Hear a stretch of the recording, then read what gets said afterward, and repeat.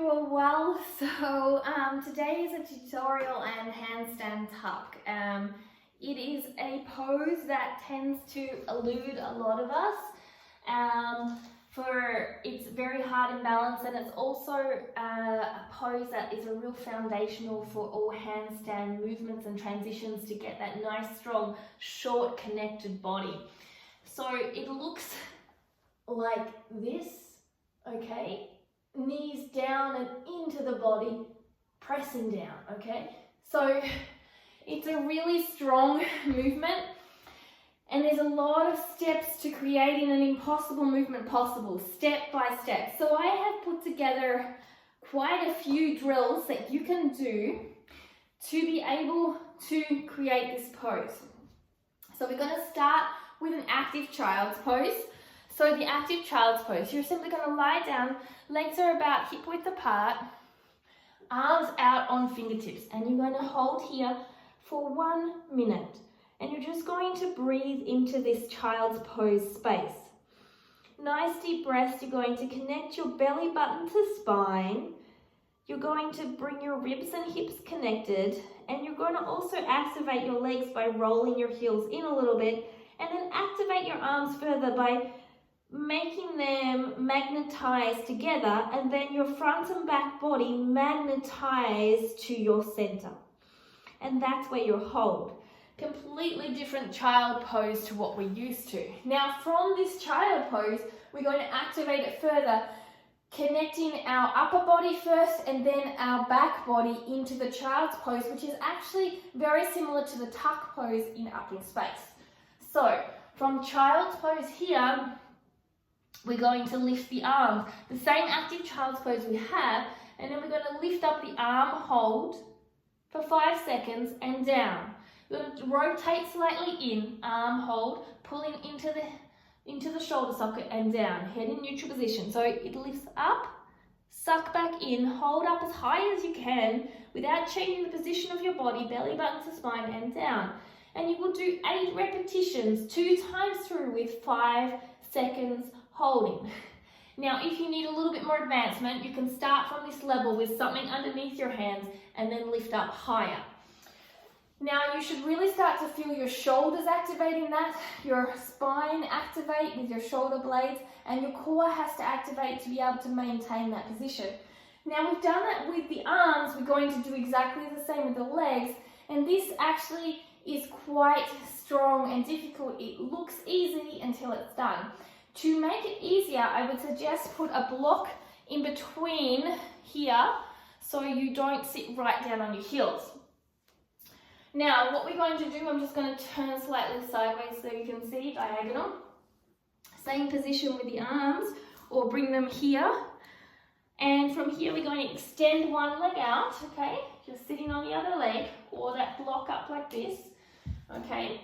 And from here, keeping that rotation, so we're not rotating up, we're going to lift and hold. Extend your leg out for 5, 4, 3, shoulder blades down, 1. And you're going to do this on both sides, 8 repetitions. So again, lift up and hold, 5, 4, 3, 2, 1. And then you do exactly the same on the other side, because one side is going to be different to the other. One side is harder than the other. So extend out, and 5, 4 is really strong and straight legs, 2, shoulders down, 1. Exactly the same again. Have a rest, 5 seconds for example, and then 5, 4, 3, 2, 1. And you're really going to feel the activation that it takes to lift up those legs. It has to come from the core. So when you see me lift up, for example, here, okay, so extend that leg out, watching my core. If I don't, I end up doing this. Now, if I utilize my core, extend my leg, watch my core. See, my core is activating there. That's an activated core, and that's what you need to hold a solid foundation when you are up into the tuck. So from there, you're going to do some downward dog shrugs. So you're going to go into your downward dog. I'll show you from this way so you can see my shoulders. I'm going to turn my hands and slightly spread my fingertips, and down and up, 2, 3, 4, 5. So from this side, I'm not sinking in like this. I've got an active core, so my belly button to spine, ribs to hips, and 1, 2, going forward and backwards, not bending my arms. 4 to 10. Then you're going to take it down a notch into your dolphin. Coming forward and back this time. Forward and back. Forward and back. And from here you can really see my shoulder girdle working. And this is going to create strong neck and shoulder muscles to have that support. Coming forward and back. If you want to take it further, nose to the mat. And 10 repetitions. It's going to be a real burner today. You're really going to feel it. And that's important. It's about building endurance and awareness, and we don't build it by easy. Okay, so from there, we're going to do plank knee boxes. So you're going to come onto your mat. From here, you're going to put it into the high plank. So you can see different core activations when I have, so this is a neutral plank and this is a high plank. Did you see how my core changed in activation? So I'm just activating it slightly stronger. Another thing that you'll see in activation is when I have my core here, it's a lot less activated than when I have it here, when my arms are going over my wrists to build in shoulder endurance, and that's what we want. So from there, we are going to bring ourselves into high plank, endurance in the shoulders by leaning forward. We're going to bring a knee up into the armpit, bringing it down to the wrist, across to the other wrist, up into the armpit, across to the armpit. Now reverse it. Back, down, up. And again. Down and reverse it. And rest. Okay, so you will do 5 rounds of that on both sides. So I'll show you now 2 rounds on the other side. It's very intense, and I'm going to show you from forward position so you can see what my knee is doing and the activation of my shoulders. So neutral plank, high plank. From here, knee comes in, up into the armpit, down into the wrist, across, up into the other, across, back, down, up. So you can really see that my full body is like on fire and completely connected. If it wasn't, what would happen is I wouldn't be able to lift up. I'd be like, oh God, it's not possible. My arms are too long, but it's all about core activation. So from here, we're going to practice a crow crane pose. Straight arms or not, it's up to you where you're sitting. So you're going to put your hands down. So this is a low version of a handstand tuck almost. I would like you to bring your knees up into your armpits as high as possible. Come on your tiptoes. Stay here and lean forward until you feel like your toes are about to come off. Take 1 foot off, and then if you feel you've got it, 2. You can put a pillow underneath and hold. Staying up nice and tall, straighten your arms as much as possible. 4, 3, 2, 1. And there is a really great compression and strength in your arm balance from low before you get up into space to get rid of that fear from falling too, because fear often stops us as well. From there, we can take a roll up into a boat, okay? From a boat into a crow. So you've got your boat, and we do 2 sets of 5, and you roll up into your crane or crow pose and back down, keeping your core active the whole time, and roll up into your crane and crow pose.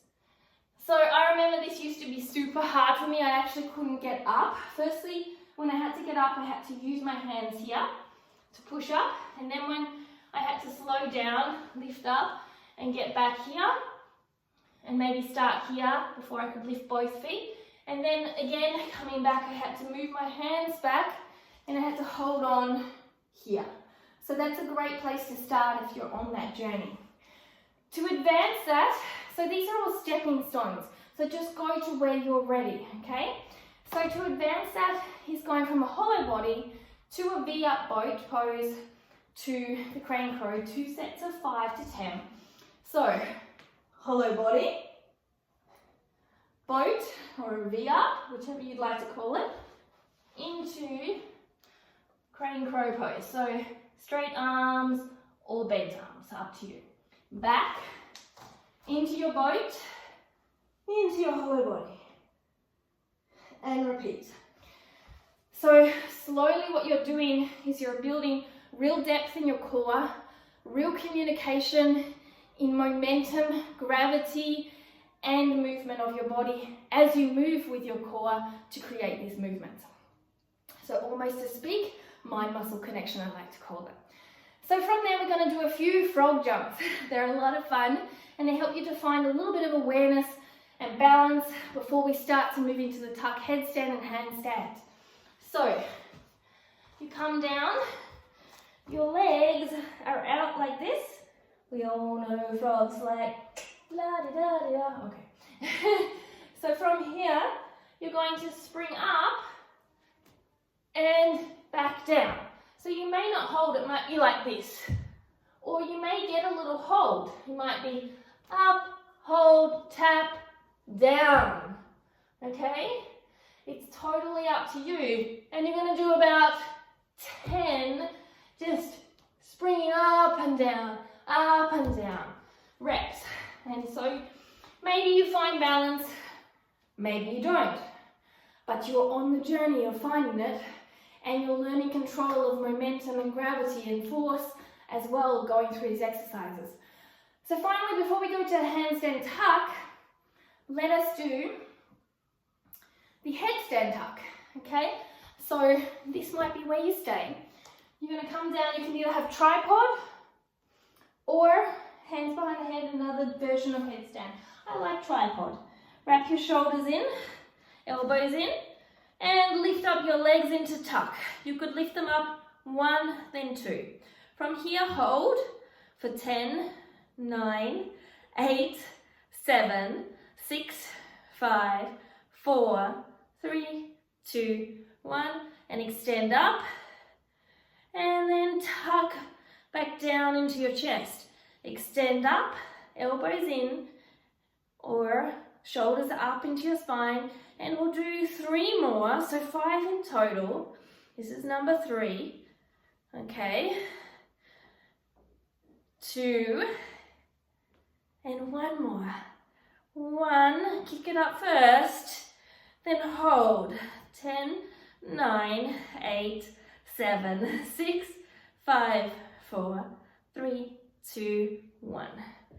So, just so you know from the side, when you're coming up and down into the tuck, you're not up here, you're down in here. And then you're coming up to the vertical, and then you're coming back down in here, okay? So I don't want you to feel like open legs. I want you to feel a real contraction in the core. And if you can only do a small movement, so it's only a halfway up, down, that's where you start, but eventually you'll build to that deep, strong contraction where your knees are into your chest. So now that we've done everything before the handstand tuck, then we apply it to the handstand tuck to build strength and control, working between a hold of 5, 10, 20, up to a minute in that tuck. And you can change your leg positions around to create strength as well. So move up into your handstand tuck. You may want to frog jump it up, press it up, or just slowly step it up, okay? So we find that handstand tuck here, and from here we extend our legs as one option, okay?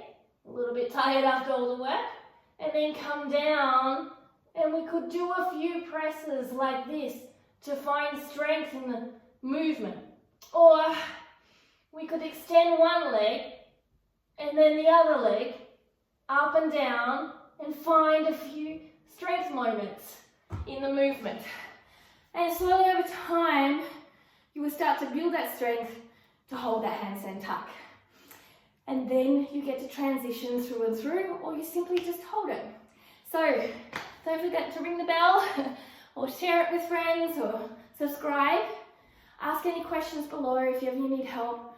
As I said, these videos are created for the community. As a personal trainer and yoga teacher, I want to help people have more access to these things. After yoga helped me with postnatal depression and finding my way back to whom I was and my strength to believe in myself to become a better person, I want to share that gift as much as I can with my teachings online for free when I can afford to, with time and money. And I hope that it helps you to grow the practice. If this kind of practice is not for you, remember there's so many other amazing teachers. I've learnt from many amazing teachers on different platforms, including YouTube and Instagram, Aloe Moves and OnStar. The reason why sometimes yoga doesn't resonate is because the teacher doesn't resonate with you. Not everyone is for everyone. Not every yoga teacher is for everyone. But yoga is for everyone, but you have to find you in your journey. If someone's saying you have to do it a certain way, that's not correct. You have to do it your way, but safely with mindfulness and awareness. So find what works for you, energy, connection, teaching, and your movement, and let it grow from there and have fun. Namaste.